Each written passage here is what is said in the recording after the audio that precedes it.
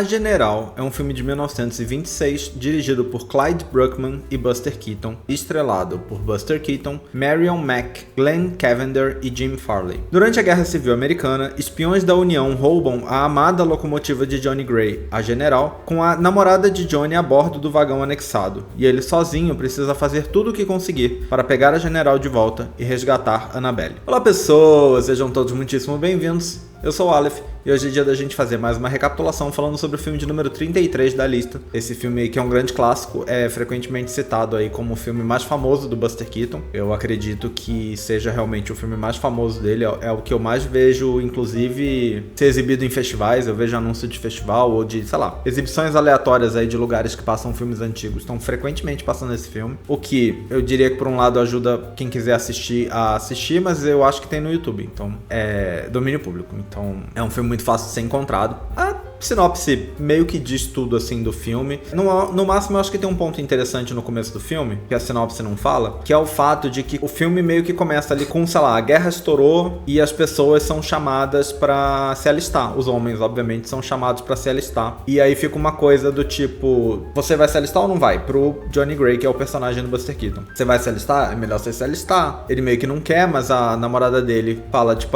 você ia ficar tão bonito de uniforme. E aí ele resolve se alistar, porque senão ela não vai querer ficar com ele. E aí ele vai e ele tenta se alistar, só que perguntam a profissão dele. E quando ele diz que ele é maquinista de trem, os responsáveis ali pelo alistamento, conversando entre si, sem que o Johnny esteja ouvindo, falam tipo, não, eu acho que a profissão dele é muito importante, é mais importante que ele continue exercendo a profissão dele do que ele ir pra guerra. A gente não pode perder o trem, então é mais importante ele ficar aqui do que ele ir pra guerra. O que eu acho que é um ponto muito importante, e eu vou falar sobre isso mais tarde. Fiquem com esse ponto aí. O filme foi inspirado num fato real que aconteceu, chamado aí de A Grande Perseguição da Locomotiva, que é uma história real que aconteceu durante a Guerra Civil Americana. A história foi adaptada de um livro de 1889, escrito, eu acredito que pelo cara que teria feito a coisa, né? Pela pessoa que seria mais ou menos o personagem do Johnny Gray. Mas eu posso estar enganado dessa parte. E o Keaton, como a gente já comentou aqui em outro filme, era muito fã de trens. Trens era uma coisa assim que ele amava, ele gostava muito de trem. Então ele leu o livro e ele gostou muito do livro e quis fazer um filme. Só que ele achou que o público não ia gostar da ideia do herói ser do exército da União, ou seja, do norte dos Estados Unidos, que é o que acontece na história original. Na história original, o herói é do norte, quem rouba o trem é do sul, e aí é o cara do norte que tem que vir resgatar o trem que foi roubado pelo sul. Só que a gente tá numa época que pelo menos o cinema, porque eu não vou fingir que eu sei tanto assim sobre a história dos Estados Unidos, até porque eu não me importo, mas pelo menos pelo cinema, havia uma glorificação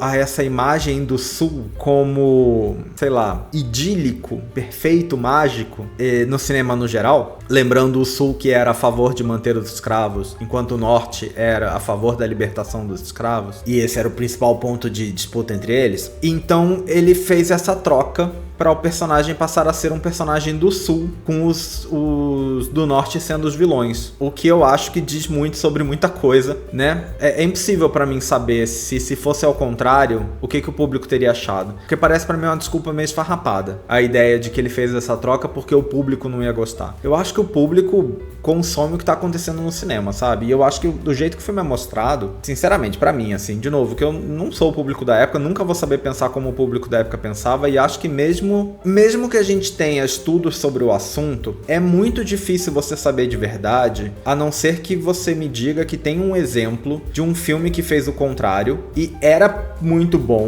e tinha tudo pra agradar o público, mas não agradou o público apenas por esse motivo. A não ser que esse filme exista e eu não conheço, não tem como você dizer se não ia dar certo, sabe? Fazendo o contrário. Sinceramente, eu acho que é um filme de comédia, as pessoas estão vendo pelas cenas. Eu acho que ninguém ia se importar, mas enfim, vamos seguir. Tudo isso pra dizer que eu acho que essa escolha dessa troca diz mais sobre o Keaton do que sobre o público. Aparentemente o Keaton quis ser muito realista no filme dele, então ele queria filmar nos mesmos lugares onde a história aconteceu, o que eu acho que ele conseguiu, pelo menos no geral. E a locomotiva da história, ela tava em exibição numa estação de trem. Ela tava sendo exibida lá e aparentemente ele pediu permissão para usar ela no filme, mas conta-se aí a história que quando disseram para pros, sei lá, responsáveis, que o filme ia ser uma comédia, eles rejeitaram. E eu fico pensando o seguinte, de repente eles recusaram mais porque eles pensaram que ele ia acabar estragando, quebrando o trem, porque sinceramente pelas cenas que acontecem no filme parece muito o que poderia acontecer. Mas a história que se conta é que rejeitaram porque seria uma comédia. Aparentemente houve muita disputa entre o Buster Keaton e o produtor do filme, porque o filme tava cada vez ficando mais caro, mais caro, mais caro. O Buster Keaton chegou a construir pontes inteiras de verdade pra fazer o filme, e isso tava irritando muito o produtor. Ele chegou a construir represas pra mudar a profundidade de rios, sabe? Coisas assim, extremamente absurdas pra conseguir fazer o filme. E isso estava sendo um grande problema. Muitos acidentes aconteceram, porque, né, como um bom filme do Buster Keaton, tem muito caos acontecendo com riscos de ferimentos. E isso, a gente sempre fala sobre o quanto envolve o próprio Buster Keaton, mas quanto mais você coloca gente no filme, e esse é um filme que acaba tendo muita gente, já que tem embate entre exércitos, isso envolveu outras pessoas, e aí as pessoas estavam tendo que ter despesas médicas pagas pela produção do filme, já que foi o filme que causou. Teve gente processando o filme porque se machucou, e tudo isso estava custando dinheiro, né? Então, tava uma coisa bem complicada, assim.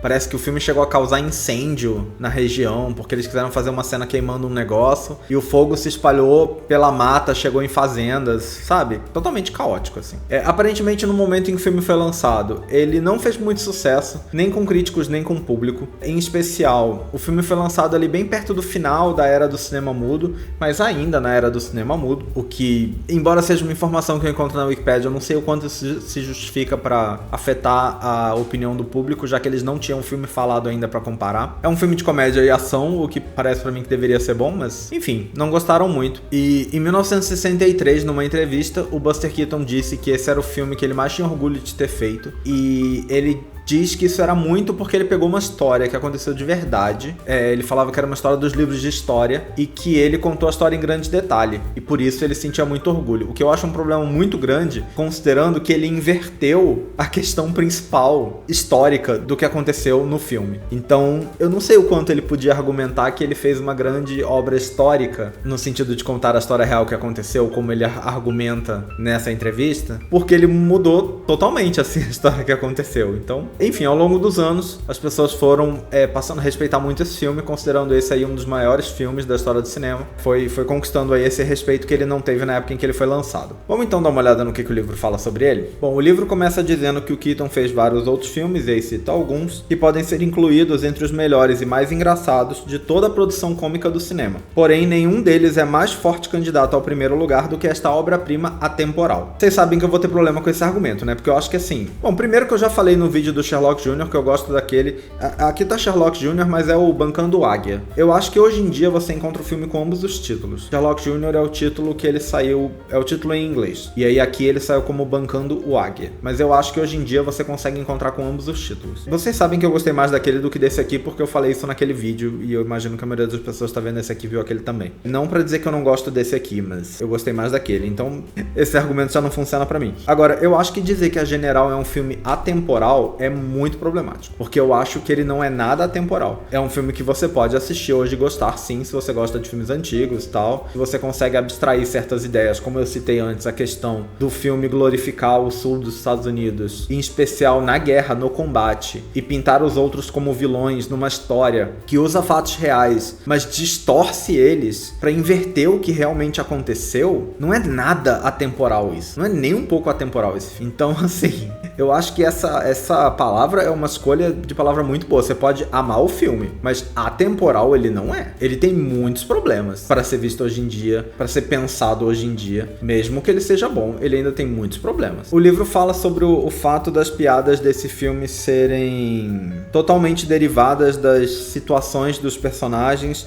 em vez de existirem isoladas na trama do filme. Então eu acho que isso se aplica a tanto filme, inclusive filmes que a gente já viu aqui, inclusive outros filmes do Buster Keaton ou do Chaplin, pra ficar nas comédias. Eu tenho certeza que tinha gente que fazia a coisa mais isolada e, tipo, tava contando uma história, parava pra ter uma piada. Tava contando uma história, parava pra ter uma piada. Mas, na verdade, os filmes que a gente viu aqui, que convenhamos, é uma lista já selecionando filmes. Então, são filmes aí que sobreviveram aos anos de algum jeito. Eu acho que eles já não fazem isso, sabe? Então, esse pode ser um mérito que esse filme tem, mas que todas as outras comédias que a gente viu aqui até agora tem também. Então, não entendo por que destacar nesse. O livro, inclusive, reitera também que uma das coisas que faz o filme ser tão bom é a reconstituição histórica. O que não é feito, porque ele inverte a história. Não faz sentido. Eu tô no primeiro parágrafo ainda, mas a última frase do parágrafo é: pode-se argumentar que ele chega mais perto da total perfeição do que qualquer outro filme já feito, seja ele comédia ou não. Bom, de novo, coisas que eu já falei nesse canal antes, mas assim, eu acho que essa é uma afirmação que eu não consigo enxergar ela sendo válida pra nenhum filme. Eu não consigo dizer isso do meu filme preferido no mundo. É um argumento tão exagerado, mas tão exagerado, que eu acho que ele inevitavelmente é falso, por melhor que o filme seja. É um exagero muito grande. Eu não consigo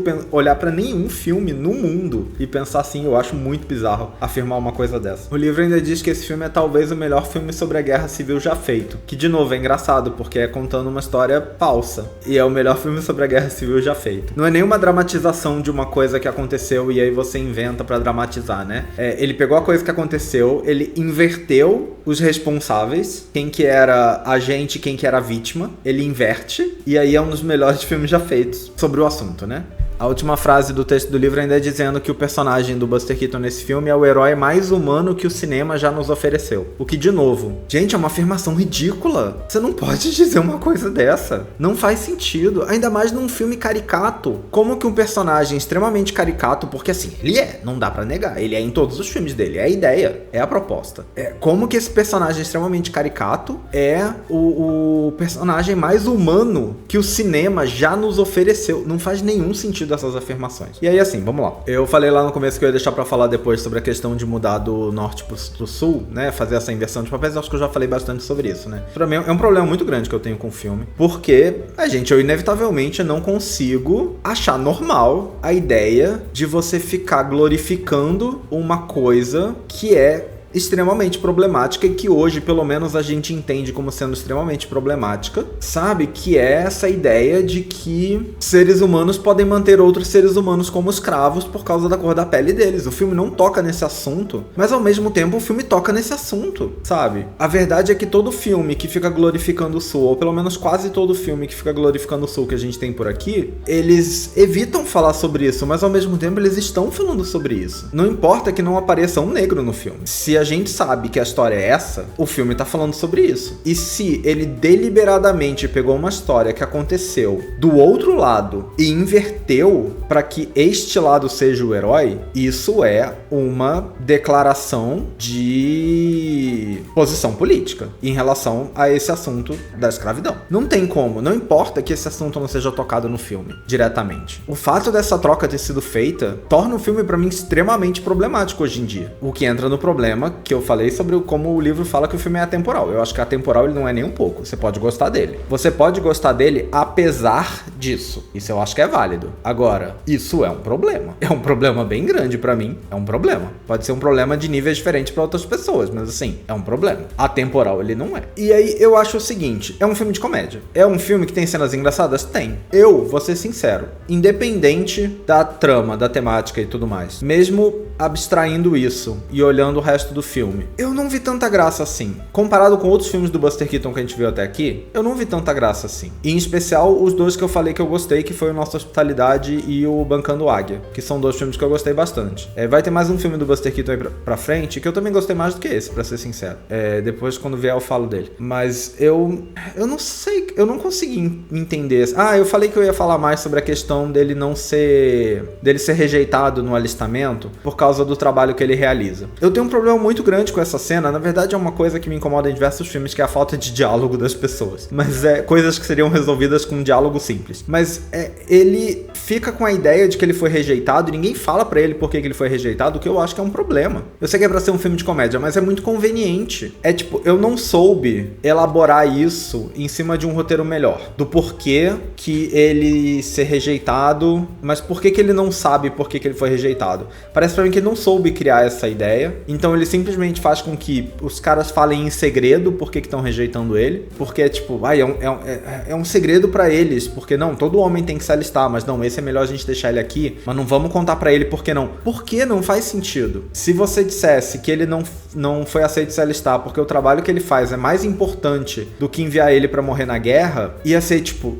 nossa, legal, você não vai pra guerra, mas poxa, o que você tá fazendo é mais importante ainda. E a cidade inteira concorda que é mais importante ainda, ou sei lá, quem manda na cidade concorda que é mais importante ainda. Já cria-se uma situação de status que sim, estragaria o resto do filme inteiro, ou pelo menos parte da história. Eu ainda acho que o trem sendo roubado e ele indo atrás pra resgatar é o principal. O fato dela querer que ele entre pra guerra não é tão importante assim pro filme. Não faz tanta diferença assim no filme. A ideia de que ele sai e volta como herói ia funcionar independente, sabe? Da coisa dele não ter sido alistado. Ia funcionar igual. Eu não entendo por que tem essa plot, essa ideia dele ser rejeitado e não saber por que ele foi rejeitado. E aí ele tenta de novo e finge que ele é outra pessoa. E aí finge que a profissão dele é outra, mas os caras reconhecem ele, fala não, você não. Sabe? E aí as pessoas ficam falando, veem ele saindo do lugar e pensam, ele nem tentou se alistar. Mas por que ele também não fala que ele foi rejeitado? Ele tentou, mas não deixaram. Fica uma ideia de que a culpa é dele. E isso não se resolve, porque ele não é capaz de falar nada sobre o assunto. Se ele soubesse o motivo, ele poderia estar aí se exibindo com esse assunto. Isso me incomoda, é uma coisa que me irrita. Essa coisa que seria facilmente resolvida com uma frase,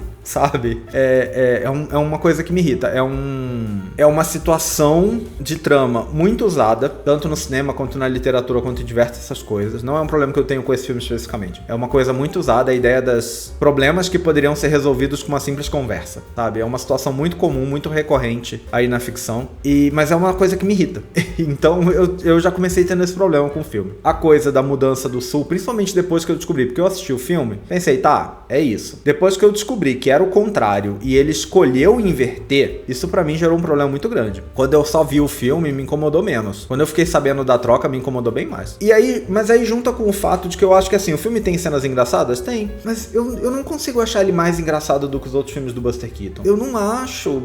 Pessoalmente, assim, eu sei que já teve gente nos comentários que falou que esse é o preferido. E eu acho que tudo bem, assim, né? Falo sempre aqui, a gente tem opiniões diferentes e é isso, a graça da vida é que as pessoas pensam diferentes umas das outras. Mas eu não consegui achar esse filme tão interessante. Por um lado, o uso dos trens é um pouco impressionante. Quando você vê um trem tentando atravessar uma ponte, a ponte cai, o trem cai, e você sabe que é um trem de verdade, numa ponte de verdade, e que tudo isso foi feito de verdade, é um pouco impressionante, assim, né? É visualmente impressionante. Mas assim, não é suficiente pra mim pra sustentar o filme. Eu, de verdade, não acho ele nem perto de tão engraçado quanto outros. E, sei lá... Eu não entendo, eu de verdade não entendo por que tanta gente prefere tanto esse filme a outros filmes do Buster Keaton. Sinceramente, assim, eu não consigo entender. Eu achei os dois primeiros que a gente viu até o momento os melhores. Os 7 Oportunidades, aí eu até entendo como que alguém vê graça em algumas coisas. Eu acho que o filme no geral não é tão bom assim, mas eu entendo alguns pontos ali. Esse aqui eu entendo menos. Eu entendo o impressionante, né? A coisa do trem, o filme quase inteiro se passa ali nos trens. Eu entendo que essas cenas impressionam um pouco, mas as piadas em si, inclusive algumas das piadas a gente já viu lá no Nossa Hospitalidade, né? Que já foi o primeiro filme, pelo menos dos que a gente viu aqui, que ele fez a coisa de usar trens na história, muito menos do que nesse, mas ele já fez, e tem piada que acontece lá, que acontece aqui também. Então, até piada reciclada esse filme tem, né? Melhorada aqui, talvez, né? Mais aperfeiçoada e tal, mas um pouco reciclada. Enfim, eu não acho um filme ruim, mas, como acho que já deixei claro, eu tenho diversos problemas com ele, e eu acho ele, assim, pra mim, tá longe de ser o melhor filme do Buster Keaton, tá longe de ser o melhor filme dele. De verdade, eu acredito que dos que eu vi, eu só vi os que estão na lista, eu não vi nenhum filme de fora da lista, eu acho. Como eu falei, tem mais um ainda pra vir. Mas dos que eu assisti, eu ainda acho que o Bancando Águia / Sherlock Jr. é o meu preferido. É o filme que eu acho que eu mais dei risada, assim, sabe? Dei risada de verdade. Me diverti realmente, assim, vendo o filme, sabe? E acho que é isso. Mas enfim, esse é um filme que eu sei que muita gente assistiu, então deixa aí nos comentários o que vocês acham dele e deem suas opiniões, que eu sempre gosto de saber. Sei que vai ter opiniões contrárias, porque já comentaram aí que gostam mais desse filme. E mesmo quem não comentou, eu sei que esse é o filme frequentemente considerado o melhor filme dele, então eu imagino que deve ter gente também que não falou nada e que gosta mais desse. Então eu fico curioso pra saber o que vocês acham aí. Mas é isso, eu espero que vocês tenham gostado desse vídeo, independente de talvez não concordarem com a minha opinião, eu espero que vocês tenham gostado desse vídeo mesmo assim. E em breve nós estamos de volta com mais um. Até a próxima. Valeu! Até mais!